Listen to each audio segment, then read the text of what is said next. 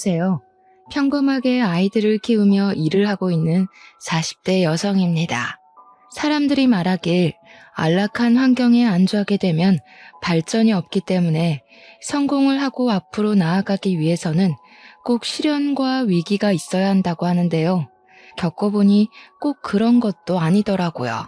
그리 긴 인생을 살아온 것은 아니지만 부모에게 버림받고 인생의 모든 쓴맛을 다 맛본 결과 견디기 힘든 위기와 시련은 사람을 성장시키는 것이 아닌 절망의 구렁텅이에 빠지게 하는 것 같네요.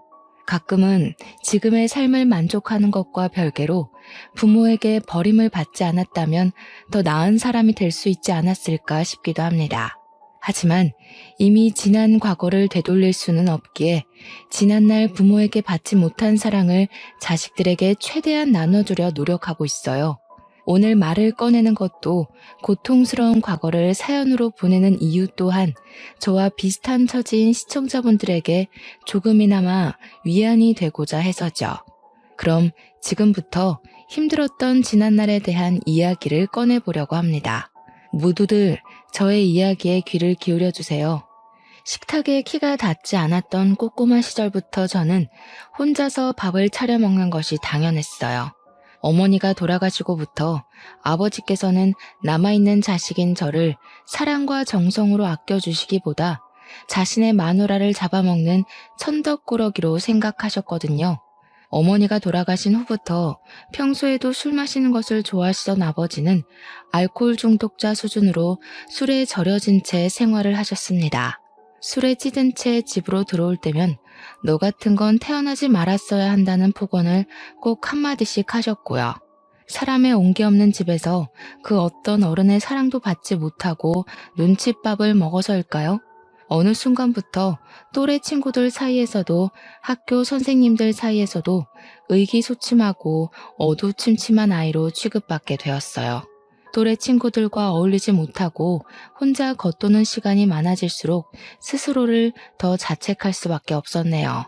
아버지의 말처럼 어머니가 돌아가신 것도 아버지가 되는 일이 없는 것도 다 저의 책임처럼 느껴졌으니까요. 이런 아버지의 무관심은 교복을 입은 중학교에 올라갈 때까지 이어졌는데요. 칼바람이 불어 발이 꽁꽁 얼어붙은 추운 겨울날 아버지께서는 집으로 한 여자를 데리고 오시더군요. 5살 난 아이와 함께 말이에요. 그러면서 오늘부터 어머니의 빈자리를 차지할 사람이니 잘 따르라는 말을 덧붙이셨죠. 새어머니가 될 아줌마의 얼굴을 마주할 때도 아줌마의 다리 밑에 꼭 붙어있는 여자아이를 볼 때도 그저 기쁘게만 느껴졌는걸요. 드디어 기쁨과 슬픔을 함께할 가족이 생긴 거니까요. 무엇보다 같이 식탁에 앉아 밥을 먹을 사람이 생겼다는 것이 제일 기뻤고요. 새어머니께서 집에 온 뒤부터 저희 집에는 웃음꽃이 필 일이 참 많아졌습니다. 새어머니께서는 항상 따뜻한 국과 밥을 내어주셨거든요. 항상 냉기만이 감돌던 부엌에서 누군가가 나를 위해 음식을 만들어준다는 것 자체가 감동이었죠. 기억 속에 사라져가는 희미한 hun기를 느낄 수 있는 환경에 살 수 있다는 것 자체가 너무나 큰 행복이었는데요. 이런 행복은 아버지의 사망 소식과 함께 신기루처럼 사라지고 말았네요. 막노동으로 가족의 생계를 책임지시던 아버지께서 그만 추락사로 인해 눈을 감고 말았던 것이었어요. 장례식을 도와줄 가까운 친인척이 없었기에 아버지의 장례식은 조용하고 빠르게 끝이 나버렸습니다. 아버지를 갑작스럽게 잃어버린 것이 슬프긴 했지만 그래도 견딜 수 있었죠. 제 곁에는 새어머니와 여동생이 있었으니까요. 그런데 새어머니의 생각은 조금 다른 듯 했네요. 얘, 어서 짐 챙겨라. 너 나랑 같이 갈 데가 있어. 간단하게 짐을 챙긴 후 새어머니를 따라 나섰는데요. 새어머니와 함께 도착한 곳은 다름 아닌 고아원이었습니다. 새어머니께서는 이미 고아원 원장과 이야기가 되었는지 책가방을 메고 있는 등을 툭 밀치며 빨리 데려가라는 듯이 손을 팔랑이셨어요. 깜짝 놀랄 수밖에 없었습니다. 아무리 피 한 방울 안 섞였다고 해도 3년 동안이나 같이 살았던 가족인데 아무 언지 없이 바로 고아원에 보내버리다니요. 사정이 있어서 잠깐 제가 살 곳이 필요해서 여기 맡기게 된 거 맞죠? 어머니가 저를 고아원에 놓아둘 리가 없잖아요. 웃기고 있네. 내가 무슨 적십자도 아니고 제정신이니? 남편 잃은 과부 몸으로 남아있는 전 남편 자식까지 키우게? 예, 나는 우리 딸 키우기도 아주 바쁜 몸이야. 걷어둘 친인척도 없으면서 지 친아빠 세상 떠났으면 고아원에서 사는 건 당연하지. 뭘 그렇게 놀라니? 고아원이 어디 괜히 고아원이니? 다 너같이 부모 잃은 애들 모아서 키우려고 세운 게 고아원이지. 난 네 아빠 살아있는 동안 할 만큼 했으니 이제는 너 알아서 살아. 난 네 살 길 찾기도 바쁘니까. 그런 게 어디 있어요. 어머니 저희 집에 하셨던 말 기억 안 나세요? 좋은 엄마 돼주시겠다고요. 어머니가 먼저 말씀해 주셨잖아요. 고아원 밖으로 발걸음하는 새어머니의 치맛자락에 엉켜붙어 오열을 하며 붙잡았습니다. 이미 새어머니의 마음이 떴다는 것을 알고 있긴 했지만 겁이 나 어쩔 수가 없었어요. 이대로 새어머니를 보내면 영영 혼자가 돼버릴 것 같은 그런 두려운 말이에요. 어머머머, 얘가 지금 뭐 하는 거야?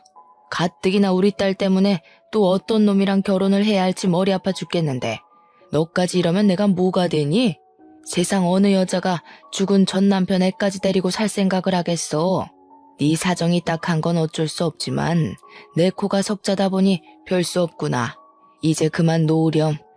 새어머니께서는 딱 잘라 잡힌 손을 내빼셨죠. 어쩔 수 없이 고아원 생활을 시작해야 했고요. 워낙 성격 자체가 살갑지 않고 내성적이다 보니 또래들과 어울려야 하는 고아원 생활은 지옥과도 같았어요. 그리고 새어머니가 갑작스럽게 떠난 이유를 알고 난 후 더 큰 지옥이 찾아왔네요. 새어머니께서는 아버지께서 남긴 사망보험금을 모두 가로챈 뒤 도망쳤다는 걸 알게 돼 버렸거든요. 자식에게 무신경한 아버지였지만 그런 아버지조차 없이 천의 고아가 되자 막막함은 이루 말할 수가 없었습니다. 무엇보다 새어머니에 대한 배신감이 제일 컸죠. 물론 피 한 방울 안 섞인 남의 자식을 고아원에 맡기는 것은 어쩔 수 없는 일이지만 아버지가 남기신 사망보험금을 모두 가로챈 것은 그것과 별개의 일이잖아요. 심지어 자식의 몫으로 나온 금액까지 몽땅 챙겨서 달아나다녀. 당장 새어머니를 찾아가 따지고 싶었지만 현실적으로 그럴 여건이 안 됐기에 더욱 현실에 낙담할 수밖에 없었는데요. 새어머니는 아버지가 남긴 보험금으로 잘 먹고 잘 사는데 나만 이렇게 고아원에 남아 처절하게 살고 있다고 생각하니 더 이상 이렇게 살면 안 되겠다는 생각이 들더군요. 그래서 마음을 고쳐먹고 열심히 살기로 결심을 하게 된 것이죠. 현재 할 수 있는 것은 공부밖에 없었기에 아무리 힘든 일이 있다고 해도 악착같이 이를 악물며 공부를 하게 되었네요. 그것만이 암흑 같은 현실을 벗어나게 해줄 유일한 탈출구 같았으니까요. 이런 노력 덕분인지 성적은 가파르게 치고 올라가 전교권에 들게 되었습니다. 그리고 얼마 안 가 후원도 들어오기 시작하더라고요. 저의 사정을 딱하게 생각한 모 대학교의 교수님께서 성인이 된 후 자립을 할 때까지 후원을 해주기로 약속을 하셨거든요. 교수님께서는 한 달에 한 번 고아원에 방문해 도움이 될 만한 이야기도 해주시고 꿈도 못 꿔볼 경험도 하게 해주셨기에 더욱 힘을 내어 공부를 하게 되었네요. 교수님의 정성에 보답하고 싶다는 생각이 들었는걸요. 공부를 하며 힘든 순간은 불쑥불쑥 찾아왔지만 그때마다 교수님이 베풀어 주셨던 은혜를 생각하며 공부를 놓지 않았고 그 결과 서울에서 내노라는 명문대학교에 입학을 할 수 있었답니다. 대학교에 간 후 교수님께서는 제 손을 꼭 잡아주시며 그동안 고생했다고 따뜻한 위로의 말을 건네주셨습니다. 그 후로 교수님의 집에 자주 드나들며 교수님의 가족분들과 허물없는 사이로 지내게 되었죠. 교수님의 집에서 한 번도 경험해보지 못한 화목한 가정의 분위기를 느끼며 염치 없지만 교수님의 가족이 되고 싶다는 터무니없는 상상을 하기도 했는데요. 놀랍게도 하늘은 이 어처구니없는 소원을 이루어 주시더라고요. 같은 학교에 재학 중이던 교수님의 아들이 진지한 만남을 제안한 것이었죠. 만남을 시작했을 때만 하더라도 덜컥 겁이 났어요. 교수님께서 아들과의 교제를 반대할 수도 있는 거잖아요. 하지만 이런 걱정과는 달리 교제의 사실을 알리자 교수님께서는 저희의 사이를 흔쾌히 허락해 주더군요. 너그러운 마음으로 저희의 사이를 이해해 주신 교수님 덕분에 저희는 대학교를 졸업 후 행복한 마음으로 결혼식을 올릴 수 있었고요. 그렇게 결혼식을 올린 후 저희 부부는 시어머니의 집에서 살림을 시작하게 되었죠. 대학원을 진학해 교수로서의 꿈을 꾸는 남편과 다르게 대학교를 졸업한 후 저는 바로 학원 강사로 취업해 아이들을 가르치게 되었는데요. 시어머니께서는 학생들을 가르쳐 본 경험이 있어서인지 출퇴근하는 것을 이해해 주시며 직접 아침을 차려주시기까지 하셨어요. 급하게 준비를 하고 나가야 할 때면 시어머니께서는 토스트를 입에 물려주기도 하면서요. 시누이 또한 여동생처럼 대해주셨기에 더할 나위 없이 행복한 나날의 연속이었네요. 그러던 중 결혼한 지 3년이 지나고 아이가 생겼습니다. 시댁 식구들은 뛸 듯이 기뻐했고 시어머니께서는 임신을 한 몸으로 집안일에 일절 신경을 쓰면 안 된다고 말씀하시며 가정부를 구해주기까지 하셨어요. 친가족에게조차 받아본 적 없는 사랑을 받고 나니 참 여러 감정이 스쳐가더군요. 시댁 식구들이 아니었다면 평생 동안 가족에게 사랑받는다는 것이 어떤 건지 모를 수도 있는 거였잖아요. 솔직히 피 한 방울 안 섞인 며느리를 이 정도까지 챙겨주는 시댁 식구들이 드물다는 것을 아니 더 감사하게 느껴졌습니다. 하지만 남편이 직접 고용한 가정부의 얼굴을 보는 순간 앞으로 창창할 것 같았던 앞날에는 먹구름이 끼기 시작했네요. 가정부는 다른 누구도 아닌 새어머니의 딸이었거든요. 시간이 오래 지났지만 새어머니를 빼다 박은 생김새 때문에 한눈에 알아볼 수 있었는걸요. 여동생 또한 저를 알아본 눈치였는지 굳은 표정으로 가족들 몰래 만나자는 말을 했죠. 너희 엄마가 내 몫으로 남겨놓은 아버지 보험금까지 다 가지고 도망간 거 모르지? 그때는 어려서 아무것도 몰랐다고 쳐도 이제는 알아들을 만큼 컸으니 내가 무슨 말을 하는지 잘 알 거라고 믿어. 물론 너는 아무런 잘못이 없기는 하지만 우리 아버지 돈까지 훔쳐 달아난 사람의 딸을 가정부로 들여서 얼굴 붉히며 살고 싶지는 않거든. 내 몸 편하자고 가정부를 들인 건데 가정부 때문에 집에 들어오기 싫을 정도로 불편하면 돈을 주면서까지 사람을 부릴 이유가 전혀 없잖아. 안 그래?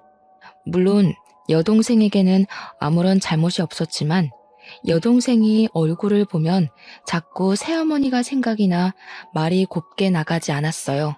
집에서 일하는 여동생을 보면 자꾸만 불편한 마음이 들어 태교에도 안 좋을 것 같았고요. 엄마가 언니한테 상처 줬던 건 내가 언니 집에서 일하면서 몸으로 갚을게. 그러니까 제발 내쫓지 말아줘, 언니. 엄마 병원비도 해도 한 달에 몇백씩 깨지는데 여기서 일 못하면 나 진짜 사채빚이라도 끌었어야 할지도 몰라. 아픈 곳 없이 정정하시던 분이 왜 병원 신세를 지시는 거야? 지병도 없으셨잖아. 그것도 옛날 말이지. 내가 이만큼 클 동안 시간이 많이 지났잖아. 사실 새아버지 돌아가시고 나서 우리 모녀 고생만 하면서 살았어. 이상하게 새아버지 돌아가신 후부터는 일이 잘 안 풀리더라고. 그리고 몇 달 전에는 교통사고를 크게 당해서 엄마 지금 식물인간인 채로 병실에 누워 계셔. 이런 거 보면 세상에 인과응보라는 게 있기는 한가 봐. 언니한테 상처 줬던 거 그대로 돌려받는 거지 뭐. 아무튼 나 여기서 계속 일할 수 있게 해줘. 언니, 이렇게 부탁할게. 아버지 사망보험금을 훔쳐 달아난 새어머니가 밉기는 했지만 여동생의 사정을 들으니 짠한 마음을 감출 수는 없었네요. 하나밖에 없는 가족을 잃은 슬픔과 돈이 없으면 얼마나 비굴해질 수 있는지 그 누구보다도 잘 알 수 있었으니까요.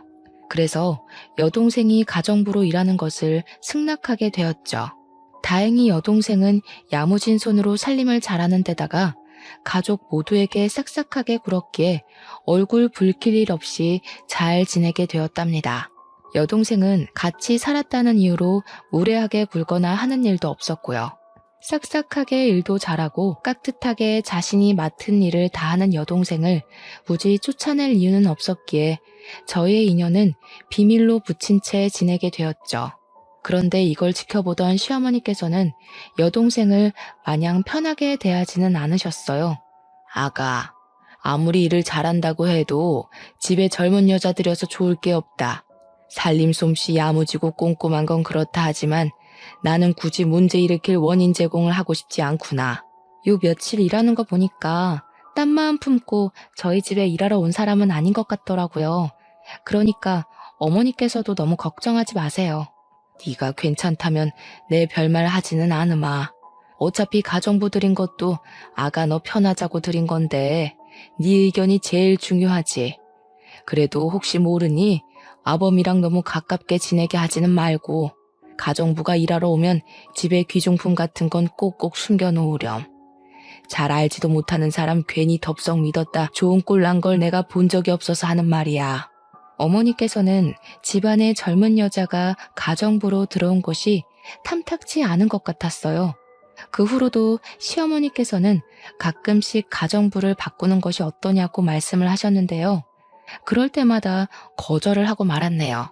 어쩌면 임신 내내 가장 가까운 곳에서 옆을 지켜준 여동생에게 정이 들었는지도 몰랐죠. 시간은 흐르고 흘러 임신 막달이 다가오고 출산 예정일을 일주일 앞둔 날이었습니다. 미국에서 오랫동안 타지 생활을 하던 친구가 오랜만에 한국으로 입국을 한다고 하더군요. 마침 시댁 식구들은 다 바쁜 일이 있었기에 저를 공항으로 바래다 줄 사람은 없었어요. 이런 상황이 걱정이 되었는지 남편은 친구를 다음에 만나는 것을 권했죠. 자주 만날 수 있는 친구였다면 저 역시 다음 약속을 기약했겠지만 친구는 이번에 미국으로 출국을 하게 되면 언제 볼지 기약을 할 수 없었기에 약속을 잡게 되었어요. 남편은 택시를 타고 가라 말을 했지만 공항까지 택시비가 만만치 않았기에 직접 운전을 하게 되었는걸요. 그리고 친구를 만난 행복한 시간을 보낸 뒤 다시 집을 가기 위해 운전을 하게 되었는데요. 어둑한 도로를 달리던 중 바로 앞에는 역주행하는 차량이 보이더군요. 깜짝 놀라 어떻게든 차를 피하려고 했지만 브레이크를 밟았을 때는 이미 역주행한 차와 충돌을 한 후였기에 저는 그대로 의식을 잃고 쓰러지고 말았죠. 다시 깨어나 보니 병실 침대에 누워 있었어요. 문득 만진 배가 홀쭉해진 것을 확인하고 깜짝 놀라자 바로 옆에 있던 남편은 제 손을 잡으며 아이는 제왕절개로 태어나 아무 문제가 없다고 말을 해주었습니다. 아이가 괜찮다는 말에 안심하려는 찰나 남편은 눈가를 훔치며 지금 제가 어떤 상태인지 말을 해주었네요. 아직 공사 중이던 도로에는 CCTV가 설치되어 있지 않았기에 그대로 도주한 뺑소니범을 잡을 수가 없다고 했어요. 목격자도 없었기에 뺑소니범을 잡는 것은 불가능에 가까웠고요. 하지만 그것보다 더 큰 일은 교통사고 후유증으로 인해 평생 하반신 마비로 못 걷게 될 수도 있다는 것이었습니다. 충격적이었죠. 행복의 문턱 앞에 서 있는 현재 큰 시련이 닥쳐온 거잖아요. 현실을 받아들이지 못하고 멍하니 있자 시어머니께서는 눈물을 보이시며 하늘을 원망하셨어요. 아이고, 이 불쌍한 것. 어린 시절부터 고생만 하고 이제야 사람답게 살 수 있게 됐는데 이런 큰 시련을 당하다니. 하늘도 무심하시지. 어찌 가여운 것한테 이렇게 큰 시련을 주시는지. 아가, 아무 걱정하지 마라. 만약 평생 못 걷는다고 해도 나랑 아범이 옆에서 지켜줄 테니 이상한 생각일랑 하지 말고 지금은 그저 의사 말에 따라서 어떻게 치료할지만 고민해라. 무엇보다 제일 중요한 건 네 건강이지 않니? 우리 가족들만 믿고 치료에만 전념하렴. 아이고, 불쌍한 우리 아가. 이를 어쩔꼬. 시어머니께서는 아무 걱정하지 말고 치료에만 전념하라 말씀을 해주셨는데요. 그 말씀이 참 큰 힘이 되더라고요. 30년이란 시간을 살면서 한 번도 스스로를 먼저 생각하라고 말씀해 주신 어른은 안 계셨거든요. 곁에 아무도 없는 예전에 이런 큰일을 당했다면 하늘을 원망하며 삶을 포기했겠지만 든든하게 곁을 지켜주는 시댁 식구들이 있었기에 살아갈 용기를 낼 수 있었네요. 시어머니와의 면회가 끝난 후 병실로 찾아온 여동생 또한 저의 상태를 누구보다 걱정하며 치료를 하는 동안 힘이 되어주겠다 말을 하기도 했습니다. 언니가 다시 일어설 수 있을 때까지 내가 언니 곁에 있으면서 많이 도와줄게. 언니가 베풀어준 은혜 덕분에 다시 힘을 낼 수 있게 됐는데 나도 언니한테 도움이 돼주고 싶어. 비록 혈연적인 관계는 아니었지만 여동생은 다리가 나을 때까지 곁을 지켜주겠다고 약속을 하였고 여동생이 걱정 어린 말과 도와주려고 노력하는 행동을 보고 있자니 가슴이 징하게 아려왔습니다. 어떻게든 옆을 지켜주려는 여동생에게서 가족의 정을 느낄 수 있었으니까요. 그 후 여동생은 자신이 한 말을 지키려는 듯이 스스로 간병인 역할을 자처하며 큰 힘이 돼주었어요. 화장실을 가거나 샤워를 하는 등 사소한 것까지 불편하지 않게 도와주었죠.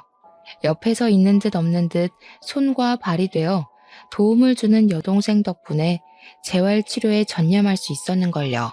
물론 시댁 식구들 또한 많은 힘이 되어 주었고요. 그렇게 많은 사람들의 도움 속에서 저는 불과 6개월 만에 다시 걸을 수 있게 되었네요. 어떻게 보면 하반신 마비가 와 인생에서 제일 큰 절망 속에 갇혀 힘든 나날을 보낼 수도 있었지만 옆에서 힘이 되어주는 가족들과 하루가 다르게 커가며 기쁨을 주는 딸아이 덕분에 오히려 가장 행복한 시간을 보낼 수 있었어요. 그리고 이런 행복한 시간들 덕분에 힘을 내어 다시 학원에 복귀하여 강사로 일을 할 수 있었죠. 다시 학원에 복귀한 뒤로는 쭉 바쁜 나날이 이어졌어요. 학원에 복귀를 하자 반가움을 뒤로하고 부족한 강사 자리를 메꾸기 위해 눈코 뜰 새 없이 바쁘게 몸을 움직여야 됐거든요. 경력이 단절되지 않고 다시 일을 시작할 수 있었던 것은 정말 기쁜 일이었지만 그와 별개로 너무 바쁘다 보니 도저히 딸아이를 돌볼 시간이 나지 않더라고요. 그런데 참 감사하게도 이런 상황을 남편에게 전해들은 시누이가 자진해서 딸아이를 돌봐줬어요. 아이를 맡길 곳을 찾지 못해 발을 동동 구르는 동료 강사들을 보며 딸아이를 돌봐주는 시누이에게 진심으로 고마움을 느끼게 되었죠. 동료 강사들에 비해 수월하게 일을 하게 되어 동료 강사들이 걱정스러운 소리를 할 때면 말을 자동으로 아끼게 되었습니다. 그러던 중 아이가 있는 강사들과 이야기를 하던 중 베이비시터에 관한 이야기가 나오게 되었어요. 다른 사람에게 아이를 맡기는 것에 대한 걱정에 대해 토로하던 중 무의식 중으로 시누이가 아이를 돌봐준다고 말을 하게 됐습니다.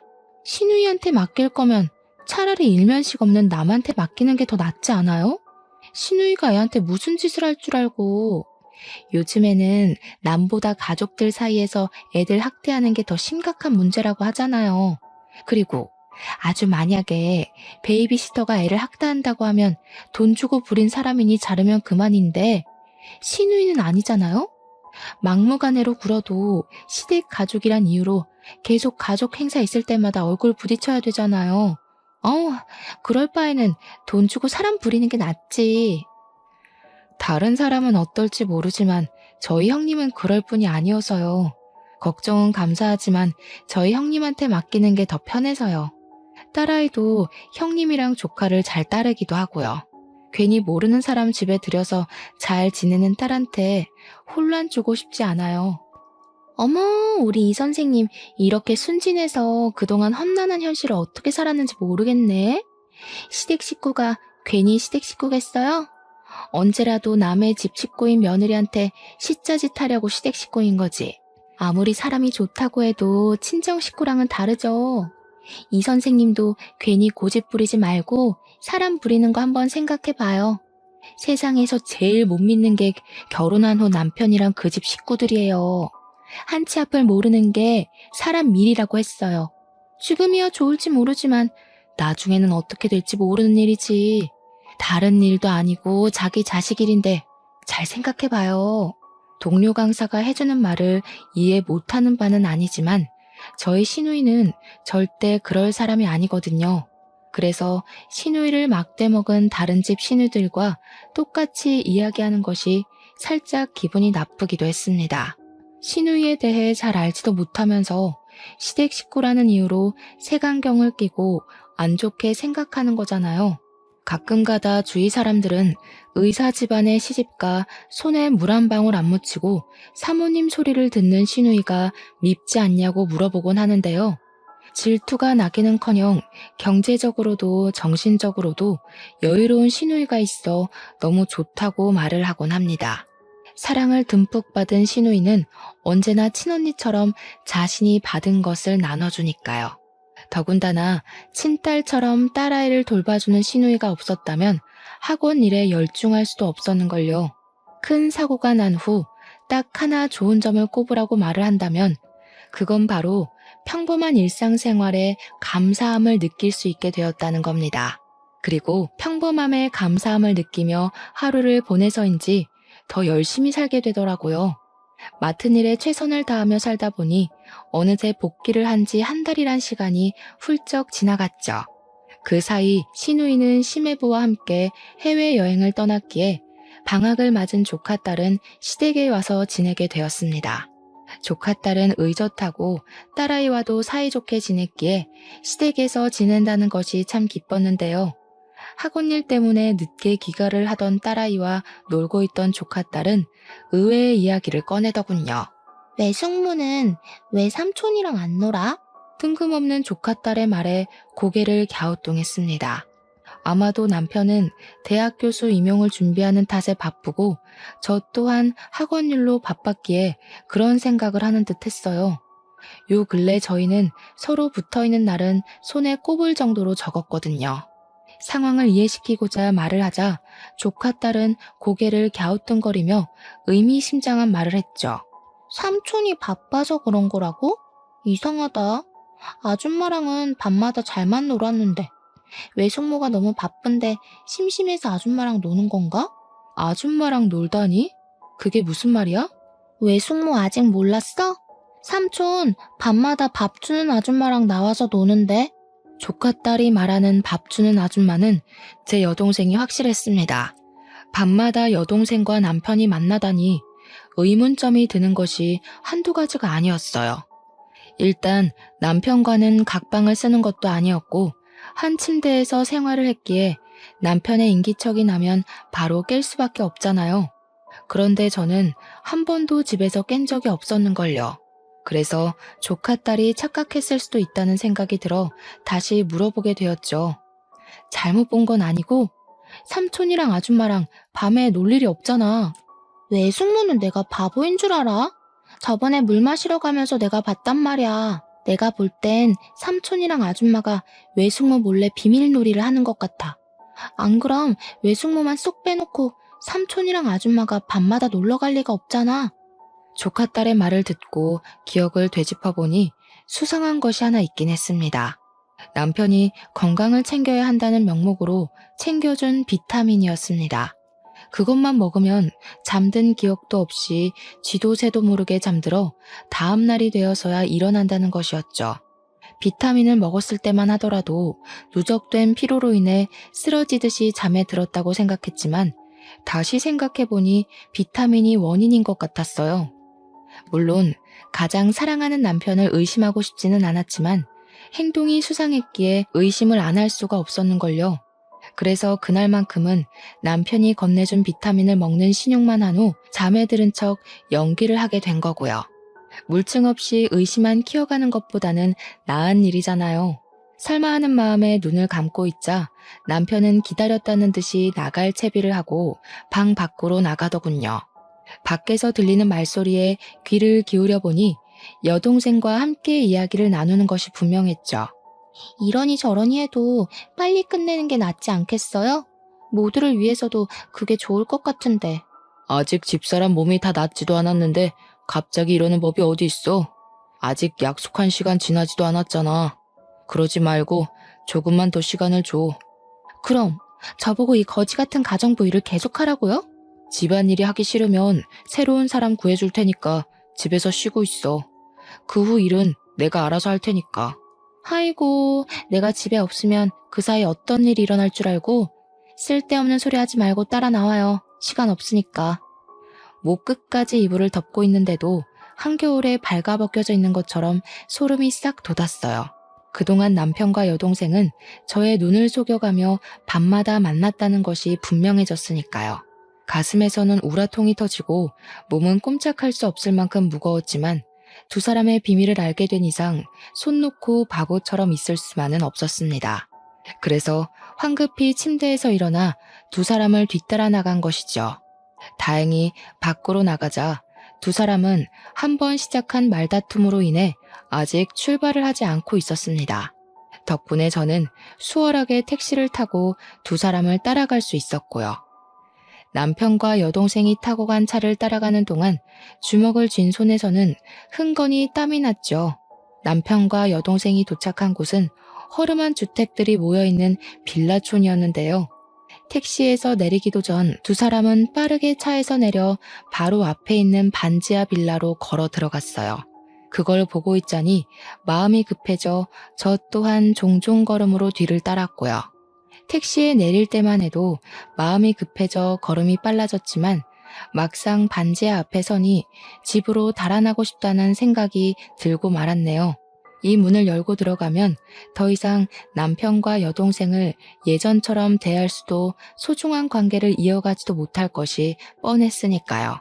겁쟁이라 생각하실 수도 있었겠지만 두 사람이 들어간 문 앞에 서니 그냥 모른 척하고 지낼까 생각도 했습니다. 혼자만 입을 다물면 저희 가족은 전처럼 화목하게 지낼 수 있는 거니까요. 하지만 다시 머리를 흔들어 생각을 고쳐먹었어요. 한평생 고생한 스스로를 위해서라도 거짓된 행복을 쫓는 것은 옳지 않은 일이라고 생각했거든요. 귀를 기울이자 흐느끼는 여자의 목소리가 제일 먼저 들렸어요. 집중해보니 그 목소리가 익숙하게 들리더라고요. 흐느끼는 소리 뒤로 남편이 애원하는 소리가 들렸고 그만 흥분을 주체하지 못하고 문고리를 돌리고 말았습니다. 문고리를 돌리자 잠기지 않은 문은 벌컥 열리고 말았는데요. 안쪽의 풍경에 드러나는 순간 그동안의 걱정도 두려움도 모두 잃어버리고 말았어요. 의자에 앉아있는 여동생 앞으로 남편과 시누이는 무릎을 꿇고 있었거든요. 너무나 충격적인 모습에 머리를 굴릴 생각도 하지 못하고 그 자리에 서서 반지하 안을 멍하니 바라볼 수밖에 없었네요. 세 사람 역시 당황해 보인 건 마찬가지였고요. 무릎을 꿇고 있던 남편은 여길 어떻게 알고 왔냐며 호통을 쳤어요. 너무나 갑작스럽게 일어난 일에 머릿속은 온통 혼란스럽기만 했습니다. 상황은 예상한 것보다 더 이상하게 흘러갔으니까요. 이도저도 못하는 상황에 여동생은 의자에서 일어나 저에게 걸어오더군요. 이게 도대체 어떻게 된 일이야? 형님하고 애아빠가 왜 네 앞에 무릎을 꿇고 있는 거야?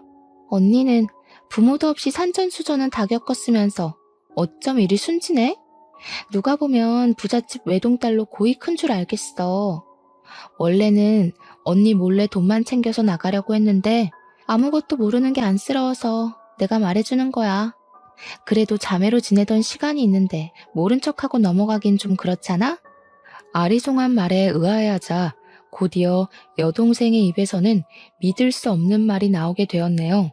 우리 엄마를 눈도 제대로 못 감는 식물인간으로 만든 게 바로 잘난 언니네 남편하고 시누이야. 이렇게 말하면 이제 좀 상황 파악이 되려나? 뭐? 아니 도대체 그게 무슨... 당신이 직접 말해봐. 아니지? 뭔가 오해가 있는 거잖아. 그렇지? 미안해 여보. 사고여서 나도 어쩔 수가 없었어. 당신한테 말하면 걱정할까봐 차마 말할 수가 없었어. 남편이 말하길 늦은 밤 시누이와 함께 집으로 오던 중 무단횡단을 한 사람으로 인해 교통사고로 났다고 해요. 바로 119를 불러 병원으로 보냈지만 이미 상태는 손 쓸 수도 없을 만큼 악화돼 있었고요. 눈물을 보이며 말을 하는 남편을 보니 마음이 아려왔어요. 다른 누구도 아닌 한평생을 착하게 살아온 남편과 시누이가 이런 큰일을 겪게 되다니 가슴이 아파 견딜 수가 없었죠. 더군다나 남편과 시누이가 잘못한 것도 아니고 무단횡단을 하던 새엄마로 인해 이런 큰일을 겪게 된 거잖아요. 불쌍한 척 하기는. 자기 때문에 우리 엄마는 병상에서 꼼짝도 못하고 누워만 있게 생겼는데 너 뒤에서 우리 남편이랑 형님 이렇게 무지막지하게 괴롭히려고 착한 척하면서 내 앞에서 알랑거렸던 거니? 같이 한솥밥 먹던 사이끼리 어떻게 이런 못된 짓을 할 수가 있어. 애초에 새어머니가 무단횡단만 안 했어도 이런 일은 없었잖아. 먼저 잘못한 사람이 누군데 왜 엄한 사람한테 화풀이를 해. 참나 기가 막혀서. 좋아. 모든 게 무단횡단한 우리 엄마 잘못이고 언니네 남편이랑 시누이는 아무런 잘못도 없는 거니 언니 남편이 일하는 대학교에 가서 뺑소니범이라고 동네방네 떠들고 다녀도 되겠네? 잘난 언니네 시누이 시댁에도 뺑소니범이라고 말해도 되고. 기가 막혀 아무 말도 나오지 않더군요. 뻔뻔하게 나오는 여동생을 보고 나서야 알게 되었습니다. 여동생은 그동안 남편의 교수 임용이 얼마 남지 않은 것과 모두 의사 집안인 시누이네 시댁에 실체를 알리겠다고 협박을 하며 그 빌미로 돈을 뜯어낸 것이었죠. 그동안 가장 가까운 곁에서 다리를 회복할 수 있도록 도와준 여동생의 착한 마음씨에 감동해 간신히 마음의 문을 열기 시작했는데 모든 것이 다 거짓이었던 거잖아요. 너를 동생이라 생각하고 지금까지 품고 있었던 시간이 아깝다. 네 속이 이렇게 시커먼 줄 알았으면 진작 내치는 거였는데 그동안 내가 눈이 멀어서 그 시커먼 속내를 눈치채지 못했어. 동생이라니? 당신한테 가족은 돌아가신 장인어른만 있었던 거 아니야? 의연중에 나온 동생이란 말에 남편은 의아해했고 저는 그동안 여동생과 비밀로 했던 속내를 말하게 되었네요. 말을 하고 보니 이상했어요. 새어머니에 대한 복수를 하고 싶었으면 가정부로 일할 것이 아니라 그냥 남편과 시누이에게 돈을 요구하기만 하면 되는 거잖아요. 또 다른 속내가 있을까 여동생에게 물어보았는데요. 여동생은 피식거리며 당연하다는 듯이 상상도 못한 말을 술술 내뱉더군요. 원래 돈 많은 집은 밖이 아니라 안에서 티가 나는 법이잖아. 밖에서 푼돈 받으며 돈 걱정할 바에는 집에 들어와서 얼마 받아낼 수 있을지 머릿속에서 계산기 두드리는 게 훨씬 낫잖아? 그리고 문자나 전화로 협박해봤자 신경이나 쓰겠어? 얼굴 보이면서 알짱거려야 숨통 조여야 돈도 따박따박 바치지. 그래서 일부러 가정부로 들어온 거야. 저는 얼굴이 저절로 찌푸려졌어요. 돈을 더 뜯어내기 위해 가정부로 들어오다니요. 언니라고 말하며 따르던 것도 진심 어린 병간호도 모두 돈을 뜯어내기 위한 수단이었다고 생각하니 저도 모르게 눈물이 앞을 가렸습니다. 애초에 돈을 뜯을 목적이었으면 병간호 같은 건 안 해도 되는 거였으니까요. 간신히 속상한 마음을 넘기고 묻자 여동생은 재활치료를 도와준 명목으로 시어머니와 친해져 재산 상태를 파악하기 위해서라고 답을 했네요. 다리 다친 까치를 도와줘도 은혜를 갚는다던데 나도 언니 다리 고쳐준 값은 톡톡히 받아내야지. 지금까지 착한 여동생 가면 쓰고 고생한 게 얼마인데 긴 말 안 할 테니 언니네 시어머니 명의로 되어 있는 땅덩어리는 나한테 넘겨줘야 되겠어. 그게 어떤 땅인데 네가 그걸 탐내. 무슨 사연이 있는지는 내 알 바 아니니까 땅 문서나 내놔. 원래 자식이 사고치면 그 부모가 대신 갚는 거잖아? 강남에 있는 땅덩어리만 넘겨주면 뺑소니 일도 눈 감아줄 테니까 잘 생각해봐. 앞으로 교수님 소리 들으면서 호강할 일만 남았는데 땅덩이 하나 때문에 평생 노력한 걸 물거품으로 만들 수는 없는 일이잖아. 그렇게 신경전이 이어지고 있던 찰나 거칠게 집 문이 두들겨지자 기세등등하던 여동생은 신경질적으로 누구냐고 답을 한 후 문을 열었는데요. 문이 열리자마자 집 안으로 4~5명 되는 형사가 들이닥치더군요. 그러면서 여동생의 팔목에 수갑을 채웠고요. 곧이어 형사는 저희에게 경찰서로 같이 가줘야겠다는 말을 했죠. 그리고 경찰서에 도착한 저희는 형사의 입에서 경악할 만한 이야기를 듣게 되었네요. 저를 하반신 마비로 만들었던 뺑소니범이 다름 아닌 여동생이라는 것이었죠. CCTV도 없는 으슥한 곳이라 절대 못 잡을 거라고 생각했었는데 공범을 저지른 한 남자가 음주운전으로 뺑소니를 저질렀다며 자백을 한 것이었죠. 자백을 한 사람은 다름 아닌 여동생의 남자친구였고요. 말을 들어보니 여동생이 약속한 돈을 주지 않은 것과 이별을 고한 것에 앙심을 품고 모든 것을 다 털어놓은 것이었죠. 저를 죽을 뻔한 것도 모자라 뻔뻔하게 제일 소중한 시댁 식구들을 협박한 여동생을 절대 용서할 수 없었네요. 언니, 내가 일부러 비밀로 한 게 아니라 그때는 술에 너무 취해서 정신이 없어서 그랬어. 그 이후로는 엄마 때문에 신경 쓸 게 한두 가지가 아니다 보니 까맣게 잊고 있었고 가족이 잘못한 건 덮고 넘어간다는데 이번 한 번만 용서해주면 안 될까? 언니 다리가 불구가 돼서 휠체어 신세진 것도 아니고 완치해서 일상생활하는데 아무런 문제도 없잖아. 이번 합의만 잘해주면 언니 남편 일도 없던 걸로 해줄게. 물론 내 잘못으로 언니 다리가 다친 건 맞지만 내 덕분에 다시 걸을 수 있게 된 거잖아. 모든 게 다 원상복귀된 와중에 동생을 처벌하는 건 말도 안 되는 얘기잖아. 언니, 이번만 그냥 넘어가줘. 내가 이렇게 부탁할게. 기가 막혀서 자기 엄마 내세워 돈 뜯어내려고 눈에 불을 켜고 달려들 땐 언제고. 이제 와서 선처를 해달라고? 누구 마음대로. 너 하나 때문에 고생한 걸 생각해서라도 절대 안 될 말이지. 내가 선처해주면 또 어디 가서 쓸데없는 짓거리를 하고 다닐 줄 누가 아니? 언니, 알았어. 내가 잘못한 거 인정할게. 동생이 마지막으로 하는 부탁이라 생각하고 선처 한 번만 해줘. 나 아니면 또 우리 엄마는 누가 돌보는데? 엄마가 불쌍하지도 않아? 자신의 잘못이 까발리고 난 후에야 잘못을 비는 여동생의 모습을 보니 우라통이 터졌습니다. 더 이상 여동생에 대한 정은 눈꽃만큼도 남아있지 않았어요. 당장 가족들에게 화를 끼친 진상을 눈앞에서 치우고 싶은 생각뿐이었고요.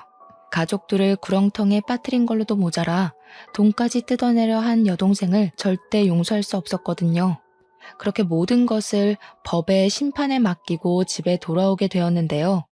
집에 오자마자 누군가 저희 집 문을 매섭게 두드리더군요. 밖으로 나가보니 식물인간으로 누워있어야 할 새어머니께서 두 발로 서서 저희를 노려보고 있었는걸요. 깜짝 놀라기도 전에 새어머니께서는 바닥에 머리를 조아리며 한 번만 선처를 해달라고 빌었습니다. 말을 들어보니 새어머니는 그동안 교통사고를 유발해 받은 위로금으로 생활을 한 모양이었어요. 새어머니께서는 모든 것을 고백하며 모든 것은 다 자기 잘못이니 여동생만큼은 제발 감옥에 보내지 말아달라고 사정을 하더군요. 남의 딸은 쓰레기 버리듯이 고아원에 잘만 버려놓고 자기 딸은 대신 감옥에 갈 만큼 소중했나 보죠? 난 절대 합의해줄 생각 없으니까 감옥에 가는 딸이 걱정되면 같이 감옥에 들어가서 말동무라도 해주세요. 어차피 아줌마도 곧 보험사기단으로 감옥에 들어갈 텐데. 뭐야? 어미가 이 정도로 고개 숙이고 들어가 줬으면 알아도 모르는 척 눈 감아주는 게 상책이지. 이래서 남의 자식은 거둬서 키우는 게 아니라고 했는데 지혜비 죽고 고아원에 간 것만 생각하지 내가 지한테 어미 노릇을 해주려고 얼마나 애를 썼는지는 생각도 못해. 한 것이라고는 고작 아버지가 계신 앞에서 방긋거리며 머리를 쓰다듬어주고 밥을 챙겨주는 정도였던 새어머니 입에서 어머니 노릇이란 말이 나오니 저도 모르게 실소가 터져나오고 말았네요. 자신의 뜻대로 이루어지지 않자 바로 본색을 드러내는 새어머니를 보며 여동생이 왜 그렇게 뻔뻔하고 아나무인이었는지 알겠더라고요. 두 모녀에게 남은 사정 같은 것은 아무 상관이 없었어요. 오직 중요한 건 자신들이 풍족하게 사는 것뿐이었죠. 남의 가슴에 피멍들게 하고 뻔뻔하게 구는 건 유전인가 보네요. 어쩜 두 모녀가 이리 하는 짓이 똑같은지. 입만 뻥끗하면 거짓말만 늘어놓는 아줌마 말은 더 이상 듣고 싶지 않으니 당장 저희 집에서 나가요. 저 몹쓸 것이 끝까지? 네, 아줌마 말대로 저는 부모도 없는 몹쓸 것이니 더한 짓도 할 수 있죠. 자꾸 신경 건들지 말고 좋은 말로 할 때 그만 가세요. 더 험한 꼴 당하기 싫으면. 이후로도 새어머니는 몇 번이나 저희 집에 찾아와 선처를 해달라 말을 했지만 상대할 가치가 없었기에 대꾸조차 하지 않았죠. 그 후 더 이상 저희 가족을 위협하는 두 모녀를 가만둘 수 없었기에 변호사를 선임해 두 사람의 죄를 낱낱이 파헤쳤습니다. 다행히 증거는 차고 넘쳤기에 두 사람 모두 법적인 구속을 피할 수가 없었어요. 새어머니는 보험 사기로 여러 사람에게 물질적, 정신적 피해를 준 것으로 인해 징역 3년을 구형받게 되었고, 뺑소니로 사람에게 상해를 입힌 여동생은 보험 사기에 합심한 죄질까지 가중돼 징역 5년을 구형받게 되었네요. 물론 자신들의 이익을 위해 수많은 사람들의 눈에 눈물이 나게 한 점과 한 가정의 평화를 깨트리려 한 두 모녀에게 내려진 벌치고는 가볍다는 생각이 들기도 했습니다. 하지만 더 이상 새어머니와 여동생이 저희 가족을 건드리지 못한다는 점에서 위안을 얻게 되었는걸요. 현재 저희 가족은 지난날에 힘들었던 일을 잊고 잘 지내는 중입니다. 일이 마무리된 지 얼마 안 되었을 때만 해도 남편과 시누이는 불안한 마음을 감추지 못했는데요. 시간이 흐르자 불안함은 자연히 사라졌네요. 무사히 교수 임용을 맞춘 남편은 그날의 사건 이후 더 잘해주려 노력을 하고 있답니다. 제 덕분에 집안의 평화는 물론 잘못된 점까지 바로 잡을 수 있었다면서요. 그런데 요즘 눈치 없는 불청객은 자꾸 편지를 보내오곤 해요. 어린 날 같이 지낸 정을 생각해 출소를 한 후 자신과 새어머니가 가정부로 일할 수 있게 도와달라고 하는데요. 절대로 새어머니와 여동생을 집안에 들일 생각은 없어요. 기회란 건 과거의 잘못을 뉘우친 사람에게만 주는 것인데 악독한 두 사람에게 그 기회를 주는 건 너무 아깝잖아요. 똑같이 힘들었지만 학원 강사가 되어 평범하게 사는 저와 다르게 징역살이를 하며 자기 팔자를 꼰 새어머니와 여동생을 보니 이런 생각이 들더군요. 자기에게 닥친 시련과 위기를 어떤 방향으로 해결하는지가 인생에서 제일 중요한 일이라고 말이에요. 그런 의미에서 현재 말 못한 사정으로 힘들어하는 시청자분들께서도 제가 쓴 사연을 들으신 후 절대로 나쁜 유혹에 빠지지 말고 꿋꿋하게 올바른 길로 향하며 힘든 과정을 이겨내시기 바랄게요. 그렇게 된다면 꼭 인생에 꽃 필 날이 오기 마련이니까요. 인생에서 꽃을 피우는 계절이 봄에만 있지 않다는 것을 시청자분들께서 꼭 알아주셨으면 합니다. 그럼 시청자분들의 앞날이 만개한 꽃이 가득하길 빌며 오늘 사연을 마치도록 할게요. 지금까지 사연을 시청해주신 모든 분들 진심으로 감사드립니다.